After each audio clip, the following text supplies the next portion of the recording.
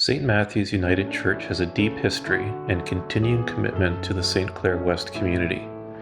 The land on which the church stands has been the site of human activity for 15,000 years and is now recognized as the territory of the Mississauga of the Credit under Treaty 13. We are grateful to work and worship on this land. In the 1870s, the area was home to many market gardeners growing food for the city of Toronto, and in 1878, local farmers held a work bee to build a wooden frame church. The name was Zion Methodist. By 1889, the congregation was much bigger, so Richard Perry, who owned the land on Rushton Road, donated a lot for a new church. A red brick church with a slate roof and an 80-foot spire was constructed. The windows in the narthex are all that remains of that 1889 building. In 1915, the name was changed to St. Clair Methodist. In the 1920s, the St. Clair West area was being subdivided for homes.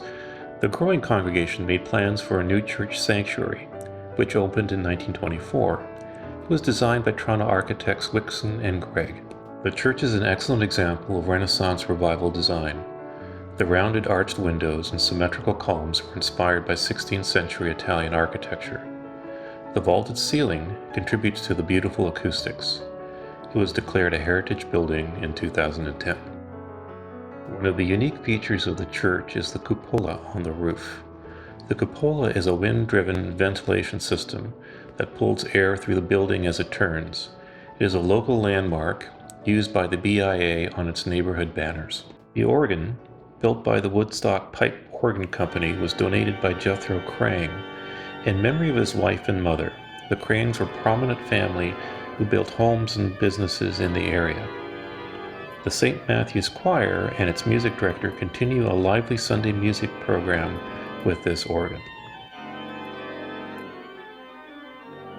In 1925, the Methodist Church, Congregational Union, and most Presbyterian congregations in Canada joined together to become the United Church of Canada. St. Clair Methodist became St. Clair United. Then, in 1966, the name was changed to St. Matthew's United Church. Over the years, the church joined forces with other congregations in this part of Toronto as church-going waned.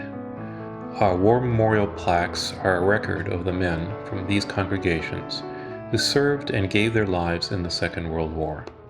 St. Matthew's prides itself on being responsive to the community around us and opening our doors for community use. This includes a home for organizations such as Hippo Nursery School, the Eritrean Canadian Community Center, an Out of the Pole program, a Rolfing Studio, artist studios, and meeting spaces for Boy Scouts, Girl Guides, fencing, and yoga. As well, St. Matt's has hosted many music concerts and plays in the sanctuary.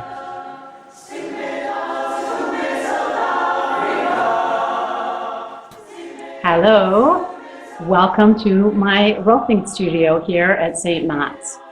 It's been wonderful to be embraced by St. Matt's community. I've been here 10 years with my Rolfing and wellness practice. Well, Hippo School has been around for over 70 years. It was founded by Daisy Dodge as a not-for-profit preschool program. Daisy Dodge was actually a pioneer. Most of her philosophy is being used around in all of Ontario right now. She started, as a matter of fact, the co-op movement, the preschool co-op movement in 1947. Hippo Nursery School has been at this church in this location for over 51 years. Our Indigenous Peoples Solidarity Group, formed in response to injustice towards Canada's Indigenous peoples, has since become part of the Coast to Coast National Healing Forests movement. In 2020, our Montesquieu space became Toronto's first National Healing Forest project. Our elder, Catherine Brooks, smoked her pipe for 6 days and thought about what this garden is. And she was gifted with the name Nujimo Ewewen Gitagan, which means healing garden in Anishinaabe-Moan. And in the fall of 2020, on the fall equinox, we were gifted with that spirit name. So what was necessary for us as a Christian community, as a United Church community, was putting Indigenous ceremony, culture at the center of what we were doing in the garden.